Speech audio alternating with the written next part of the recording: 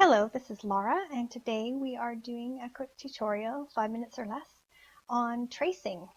So I'm going to get right into it. I'm using Silhouette Design Studio Business Edition, version 4.1.206, and we are using an image from Pixabay, which is our free image from the web that is allowed. So I'm just going to close off that one. Today we are going to start with the trace panel right here. This is the tracing panel. Everyone should be aware of that. And today I want to just quickly go over the basic tracing, which everyone should already know how to do. I just want to point out here, there's different options, and originally there was a high pass and a low pass filter. The low pass is kind of going away. The high pass is still here, but it's not activated in 4.1.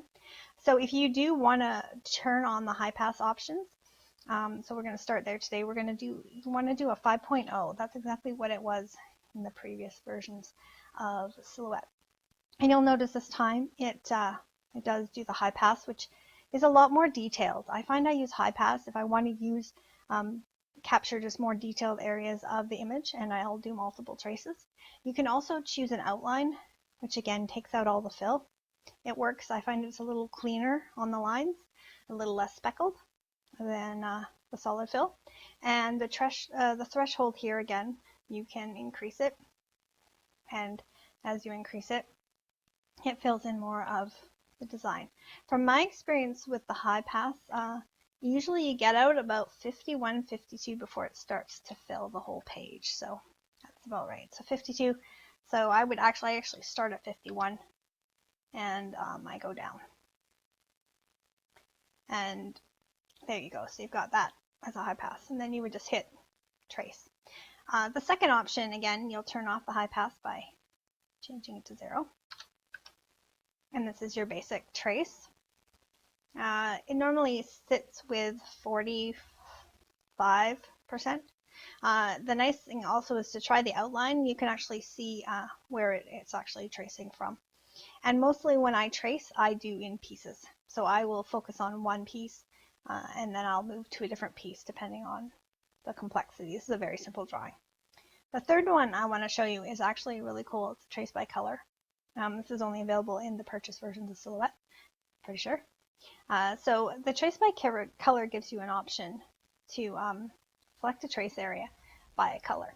So here we have the color purple. Now you can actually just choose a single area. So if you just want to trace by color this one area here, or you can do a single area, or you can do all areas. So if you say a single area, it's just the area that you're touching. If you choose all areas, it'll actually go through the whole drawing and pick anything within that color range to a tolerance of 50%. And if coloring is too much, you can just reduce the color tolerance, which basically uses less color shading and will be more accurate, more defined.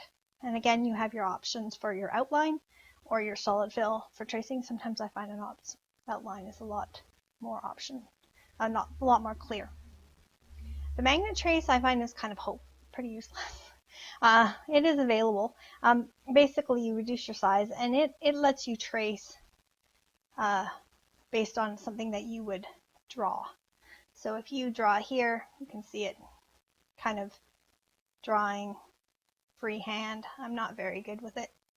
So you go to there, and then you would trace that, and then you basically get the shape that you've pretty much drawn, which I find is not very useful, but it can be useful for maybe some smaller areas.